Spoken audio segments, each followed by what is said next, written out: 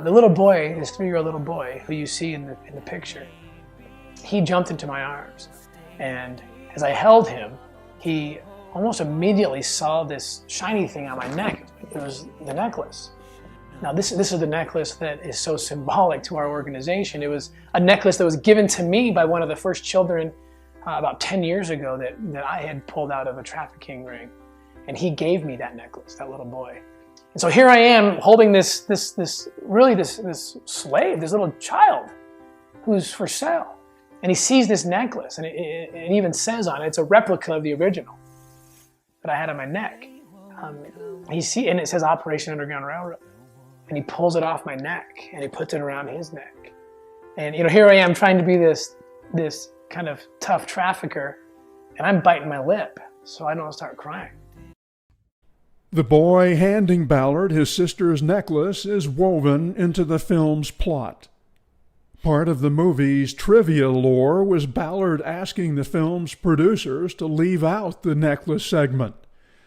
Tim Ballard actually asked the producers to not include the scene where he gets the necklace from the young boy because he thought nobody would believe it, even though it really happened. The upcoming Sound of Freedom movie does not focus on O.U.R.'s failed attempts to find Gardy, but on freeing the 5-year-old boy at the Calexico border and the arrest of his abuser, Earl Buchanan. In 2019, Ballard met with then President Donald Trump in support of Trump's border wall. He wrote about it in a guest editorial in the Deseret News. Ballard offered his rescue of the 5-year-old boy at the Calexico crossing as proof the existing wall in that section was working. There is a significant border wall between Mexicali, Mexico, where he took the child, and Calexico, California. Buchanan was compelled to take his chances at the Calexico port of entry, which is armed with high-tech monitoring equipment and well-trained officers who look into the eyes of every person seeking entry, which eventually led to Buchanan's arrest. Of course, that's the beginning of The Sound of Freedom's main storyline. Canadian actor Gary Basaraba portrays Earl Buchanan, who was arrested at the border on July 3, 2006. The story about that arrest and events that followed involving the boy and his sister is ostensibly true. As the movie poster says, the boy and girl had been sold into slavery, and when their country looked away, only one could save them. Not just the film's poster, which says it is based on the powerful true story, but others speak to accuracy. The film chronicles the true story of Tim Ballard. This movie is a true-life story of Tim Ballard, highlights the true story of Tim Ballard. This is the true story of real-life superhero Tim Ballard, an absolutely brilliant film which tells the true story of one of Tim Ballard's most heroic and adventurous rescue missions. Fact-checking truthfulness to see if Ballard deserves any Pinocchios requires getting into a lot of detail, especially how the movie ends, which brings me to the spoiler alert I talked about earlier. If you're waiting to see the movie, whether in theaters if it ever gets there, or via streaming, and don't want the ending spoiled, you should quit watching this video. A hint as to the primary theme is provided by the trailer. Rocio, age 11, is sold into sex slavery. We're talking about extracting an 11-year-old little girl from an army of rebels, says Caviezel's voice in the trailer. If you watch my previous report, you'll recall Dennis Rice, who once owned the Sound of Freedom distribution rights for North America. Late last year, Rice appeared at a right-wing extremist patriot conference in Las Vegas, a group that tried to raise money to fund the movie's distribution to theaters. Rice was introduced by conspiracy theorist Juan O. Savin. During his talk, Rice succinctly summarized the movie's plot line in a few sentences. When I saw the movie, which is a true story about a real patriot named Tim Ballard, former CIA agent turned Homeland Security agent in charge of Border Patrol, rescues an 8-year-old boy from Honduras coming over the Mexican border into America, only to find out that his 11-year-old sister has been sold to a drug cartel lord pedophile in Colombia. But because he's Homeland Security, he can't go down there. So he quits his job, he asks his wife if he can mortgage the house, and takes the $40,000 that he got and goes down to Colombia and saves this little girl. Recapping, a Honduras boy and his sister are kidnapped. The boy is smuggled into the U.S. across the Mexican border and forced into commercial sex slavery by pedophile Earl Buchanan. His sister is sold to a pedophile Colombian drug lord who keeps her as his personal sex slave. Ballard rescues the boy in the United States from Buchanan's clutches. Because the government Ballard works for will not act, he mortgages his house and sets out to rescue the boy's sister. Rice gave away most of the plot but fell short of disclosing the ending. So I asked an O.U.R. supporter, was at a private showing in Las Vegas last year, to lay out the storyline. Jared J. Brown, a Washington, D.C. consultant and former Orrin Hatch legislative assistant, liked the film, calling it one of the best films I've ever seen. It's a mind-blowing story. It feels like the very best Rambo movie. It's like Taken. It's a true story. Tim Ballard is a living hero, maybe a superhero. Brown met Jim Caviezel at the screening. Along with his friend from St. George, he described talking to Caviezel as an intensely spiritual experience. He is very obviously a man of God. Brown describes the plot. An 11-year-old girl and her brother are lured outside their home on the pretext a talent agency is filming them for job applications. It's a sham audition. The siblings are kidnapped, separated, and farmed out. They vanish. Ballard first saved the boy at the border while still a U.S. Homeland Security agent. The boy gave Ballard the necklace. Ballard promises to rescue his sister. Ballard's government agency will not authorize him to rescue her, so he quit, founded O.U.R., and put together an armed strike force. As the team searched for the missing girl, they rescue other child sex slaves along the way. So far, so good. The storyline is similar to stories Ballard has been telling publicly since 2013. At that point, the movie breaks new ground, going where Ballard had not gone publicly before, to the place the trailer hints at. After gathering intelligence and being inspired by God, Ballard learns the girl is being held deep in the jungle, where a guerrilla army is hiding. She becomes the pedophile guerrilla leader's personal sex slave. Ballard determines he must go in alone, without his team, and even without his own firearm. This shot is from the movie's preview. He takes on the persona of a doctor who's working to stop the spread of a deadly, highly contagious disease. When most of the rebel fighters are drunk, Ballard confronts the drug lord and kills him. Ballard either killed the bad guy with a knife or bashed his head in. Brown cannot remember which.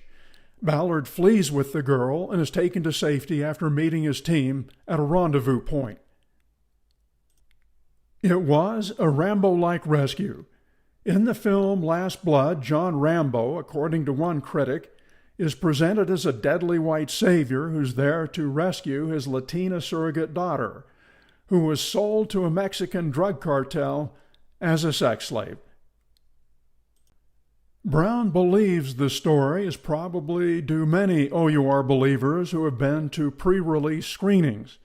I ask, "Do you think this really happened?" He answered, "It's all a true story." I ask, "Are you quite certain?" "It's like a story that is made up, but it's true. Question: Ballard has never told the girl extraction from Rebel's story before. Why? Sometimes if you have a good story, you save it for the right time, for a movie. The truth is, Ballard duped Brown. The storyline is false from beginning to end. Ballard's story that culminates with the dramatic rescue of the boy's sister in Colombia depends on there having been a kidnapping in the first place, of the boy and the girl. The story does not work if one or both live at home in the United States. It does not work if one or both are groomed for sex abuse, not abducted. You might recall Ballard invited his listeners to go online and check the validity of his Earl Buchanan story. We got intel an American man was kidnapping children in Mexico, smuggling them into the United States. And in San Bernardino, you can look at this case up. His name's Earl Buchanan. You can look it up. You can Google, learn all about the case. So I did. The true story has been hiding in plain sight. Police reports and court records document that an Earl Buchanan, accompanied by a 5-year-old boy, was stopped at the border on July 3, 2006. They confirm part of the story is true. Buchanan was stopped at the border. A Border Patrol agent did find a video camera and cassettes in the back of Buchanan's van. The officer played one of the tapes, which showed, very graphically, Buchanan performing sex acts on the boy who was with him. Ballard was one of 2 HSI agents called to the scene to further investigate. When I worked in radio, Paul Harvey's news aired during my shift. He often included an in-depth feature which concluded with a twist, beginning with the words, "And now the rest of the story." I'll begin the next section of this report, "And now the rest of the story." Or, in the movie's case, "Now the actual rest of the story." The 5-year-old boy was not kidnapped. He had been groomed probably several years earlier. Big difference. He was a U.S. citizen living near San Bernardino, where he was befriended by Buchanan. His name is Jose M., not Pedro, as Glenn Beck calls him. The records show his last name, but I'll leave that out. He'd been living with his grandmother, who either consented to or was oblivious to his being sexually assaulted, perhaps for years. The premise of Ballard's story falls apart at the outset. Ballard's movie altered the facts so they would conform to O.U.R.'s mission statement. O.U.R.'s mission is not to, and never has been, to rescue groomed sex abuse victims. About the border stop, Ballard's fiction is that the Customs and Border Protection agent told me, "Look, I don't know why I put him in secondary. There was no reason. There was nothing obvious." Ballard infers Providence played a hand in saving the boy. The fact is, Buchanan was sent there because he had no ID for the boy. That's in police reports. Another Ballard fiction, I'm the first guy there. He was so scared that he was going back into the evil grasps of this man, Earl Buchanan. The fact is, a customs agent, not Ballard, was the first to take the boy from the van to a room at secondary. There was no report of the boy being afraid of Buchanan. Then there's Ballard's false statement to Trump that Buchanan was compelled to take his chances at the Calexico port of entry, which is armed with high-tech monitoring equipment and well-trained officers who look into the eyes of every person seeking entry. The truth is, Buchanan was not trying to smuggle the boy into the United States.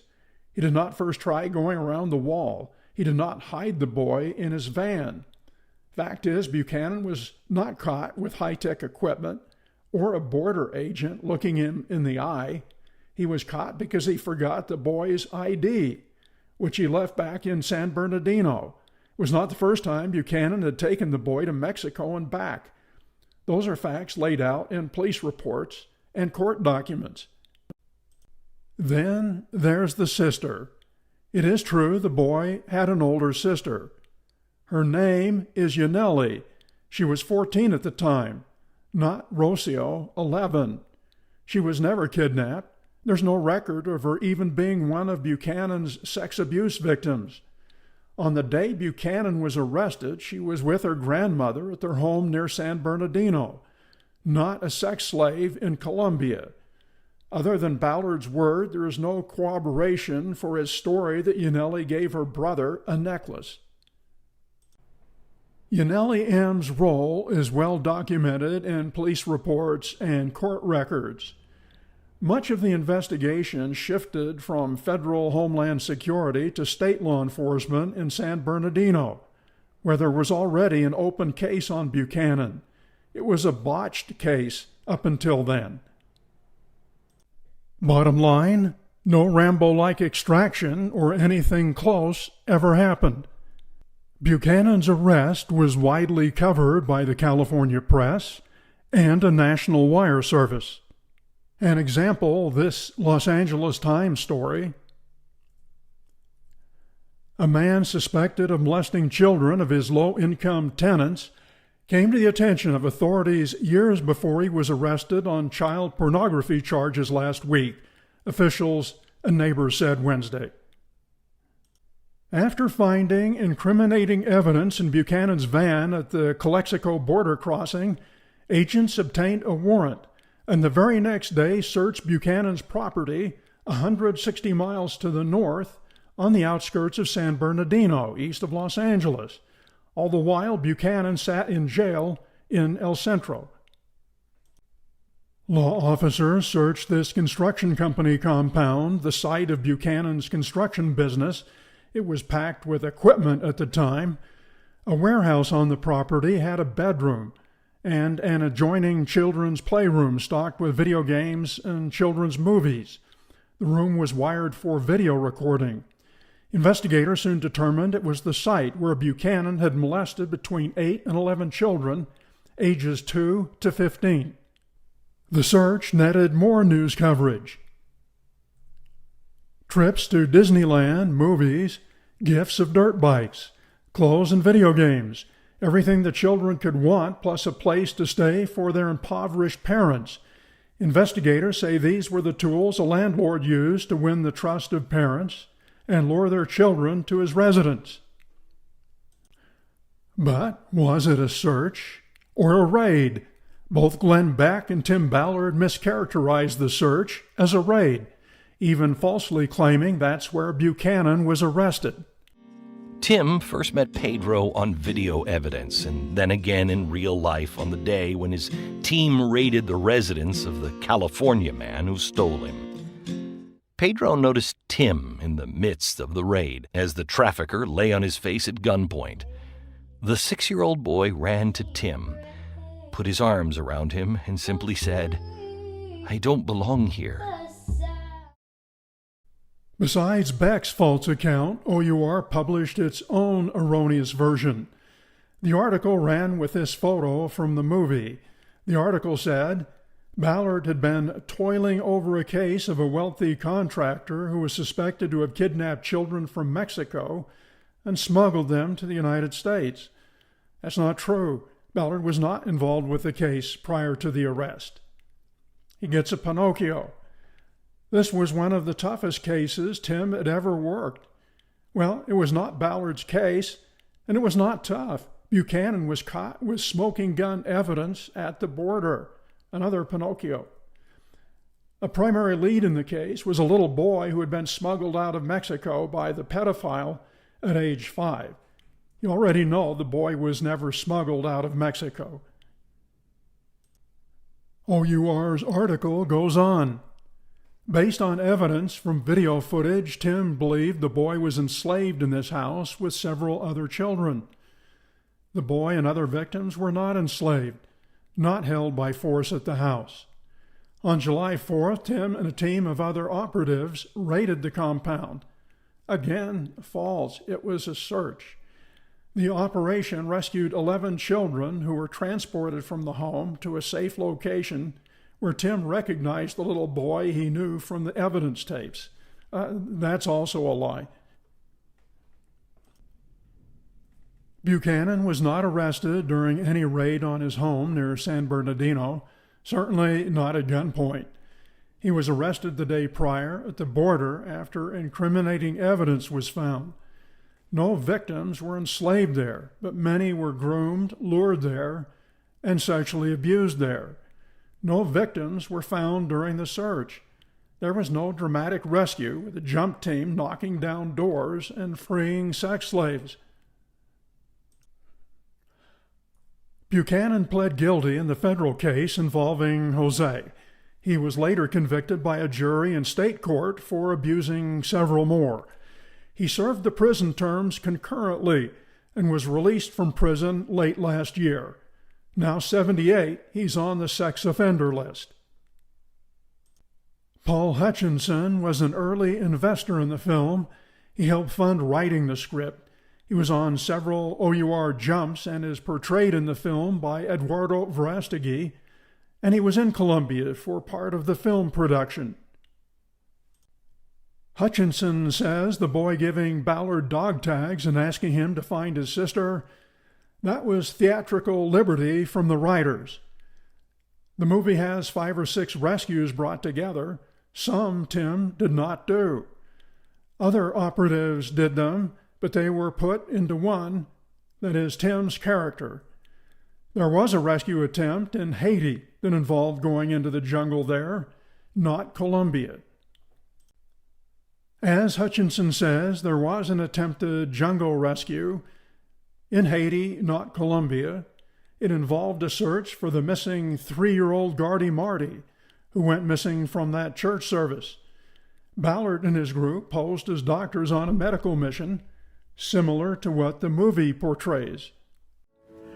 We were in one of the most dangerous regions in the world for trafficking. We were undercover pretending to be doctors doing a medical clinic. That was the only way we could get into this particular region to find the kids who were being trafficked. Here's a comparison between movie fiction and reality. The one took place in Colombia, the actual one in Haiti. Both involve purported child sex slave abductions. The fictional character is 11-year-old Rocio. 3-year-old Gardy Marty was a real person. Both were jungle rescue attempts. In both cases, they posed as doctors and a medical team. The rescue succeeds in the movie version in a real fairy tale ending. In reality, the rescue was a complete failure. Michael Harvey, who was still in government service, was Ballard's partner that day at the border. Seen here with Ballard more recently. Harvey knows there's a movie and could verify part or all of Ballard's story. He declined my request for an interview. Here's another fact about the case that could have made a good episode for the newspaper feature or television series, Ripley's Believe It or Not. So, believe it or not, the assistant U.S. attorney who prosecuted Earl Buchanan and knows Ballard is lying about the case is now an O.U.R. employee. Alessandra Serrano, as you can tell from court documents, pursued criminal charges against Earl Buchanan. She was hired by O.U.R. as an attorney and is also defending Tim Ballard against possible criminal charges. Serrano knows Buchanan groomed the 5-year-old boy and did not kidnap him from Mexico or Honduras. She knows the boy was a U.S. citizen, not a foreign national. That the boy's sister is Yaneli, 14, not Rocio, 11, who was never kidnapped but was living with her grandmother and her brother. That there was no raid on Buchanan's compound. And she knows Ballard never went into a jungle and rescued anyone from a Colombian rebel leader, child sex abuser. Serrano is just one of Tim Ballard's San Diego connections that he had before founding O.U.R. His 2 criminal defense attorneys, James Melendres and Serrano, and Batman, Steve Cass, were all connected via the U.S. Attorney's Office in San Diego. All 3 of them would know the Sound of Freedom storyline is fiction.